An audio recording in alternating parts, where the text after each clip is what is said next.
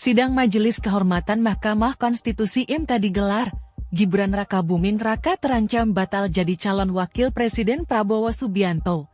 Mantan Wakil Menteri Hukum dan HAM Wamenkumham, Denny Indrayana bersama-sama sejumlah kalangan aktivis melaporkan putusan Mahkamah Konstitusi MK terkait usia Capres-Cawapres ke Majelis Kehormatan Mahkamah Konstitusi MK. Seperti diketahui, Wali Kota Solo Gibran Rakabuming Raka dicalonkan sebagai bakal cawapres setelah keluar putusan perkara di Mahkamah Konstitusi MK terkait syarat usia calon presiden dan wakil presiden.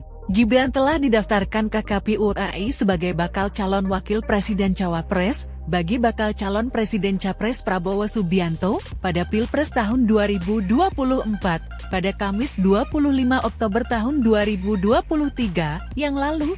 Pencalonan Gibran memunculkan pro dan kontra di tengah masyarakat. Namun putusan MK itu juga dipersoalkan sejumlah kalangan.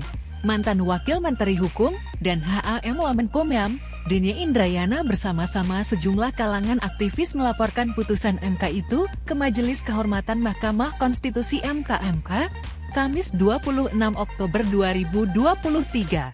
Sidang perdana MK dilaksanakan dipimpin Ketua MK Jimli Asyidiki. Oleh karena itu Denny yang saat ini masih di Australia itu bilang meskipun yang diperiksa adalah laporan dirinya kepada Hakim terlapor Anwar Usman, menjadi penting untuk juga memperhatikan masa pendaftaran pasangan Capres-Cawapres di KPU.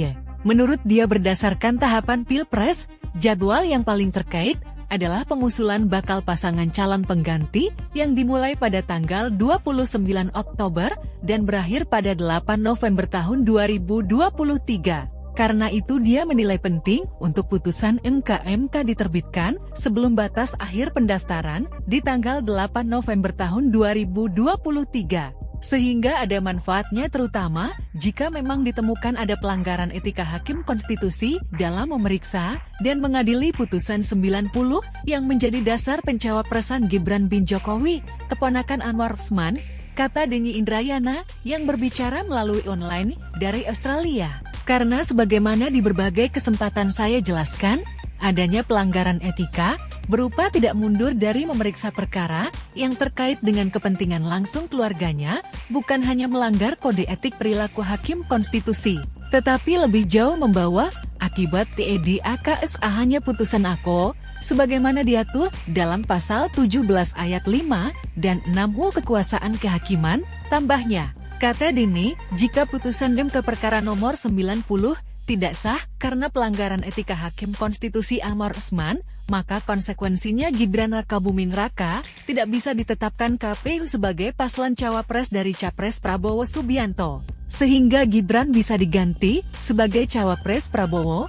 Itu semua harus dilakukan sebelum 8 November tahun 2023. Dalam persidangan tadi, Ketua MK memahami urgensi memutuskan cepat tersebut dan akan memeriksa pengaduan saya lebih dahulu.